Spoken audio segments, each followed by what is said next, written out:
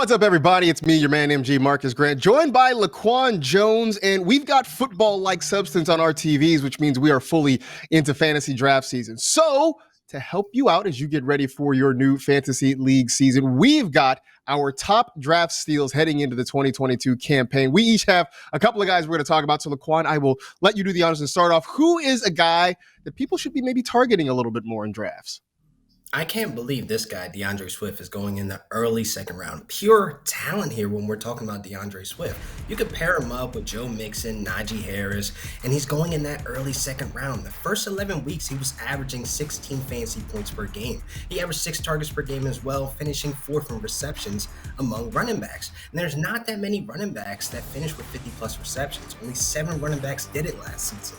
6 out of the 7 running backs last season that finished with 50-plus finished top 10, people. Listen, if he stayed on the field, if he was healthy for the rest of the season, he actually finished with the least amount of games played among those 7 running backs. I'm telling you, DAndre Swift is that guy that's going to be the focal point in the Lions offense. And you need to be getting him and pairing him up with workhorses like a Joe Mixon or a Najee Harris. If it ain't broke, don't fix it.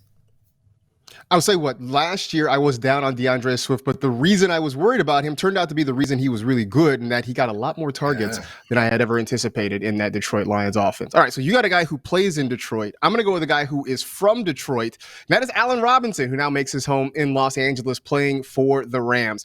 The ADP on him early in fantasy draft season was shockingly low, and while it's come up a little bit, he's still being drafted well beyond what I think he can hit this season playing in this Rams offense. Since 2018, the Rams' second wide receiver has had at least a 20% target share. We have seen a Sean McVay offense be able to support 2 top 15 receivers. That was even with Jared Goff at quarterback. It's something that probably would have happened again this past year had Robert Woods not gotten hurt, had Odell Beckham Jr. not come in a little bit later in the season. I think you would have seen that again this past season with the Rams. Then as for Robinson himself, yes, I know 2021 was not a good season, but I don't know that you can put the blame completely on him. The scheme, the quarterback situation, everything in Chicago was kind of a mess. But you go back those 2 previous seasons, 2019 and 2020, Robinson averaged 100 receptions per year, nearly 1,200 yards, and 6.5 touchdowns. He still has plenty of ability. Now he's in a great offense to go along with that, and I expect you're going to see Allen Robinson be a solid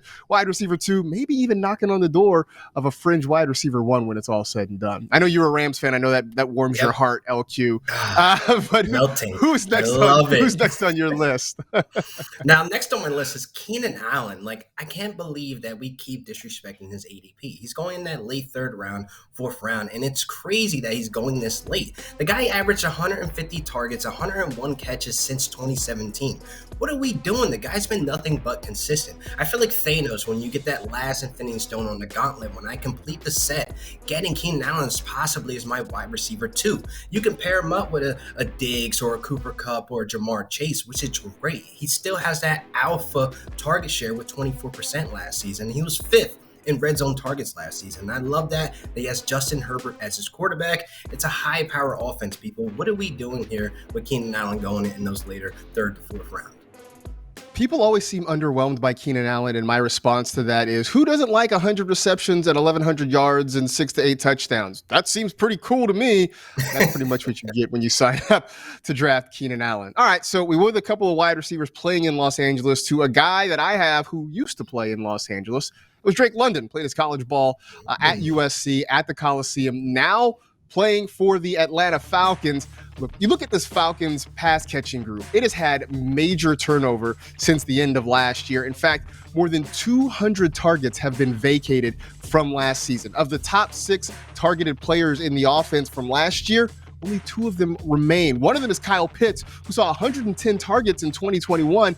Yes, that number probably goes up, but really, how much more can it go up when you consider the way the offense works?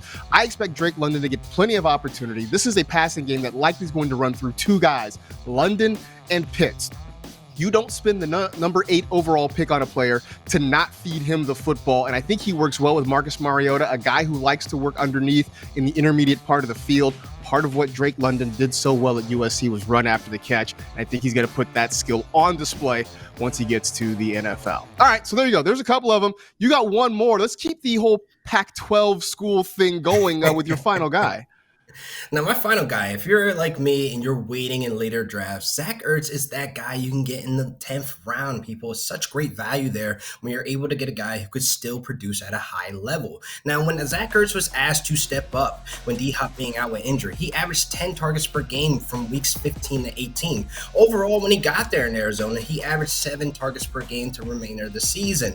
Cliff has a plan for Ertz. He sees value in him in the system. They have a plan set for Kyler. Kyler needs a Zach Ertz while D-Hop serves this 6-game suspension.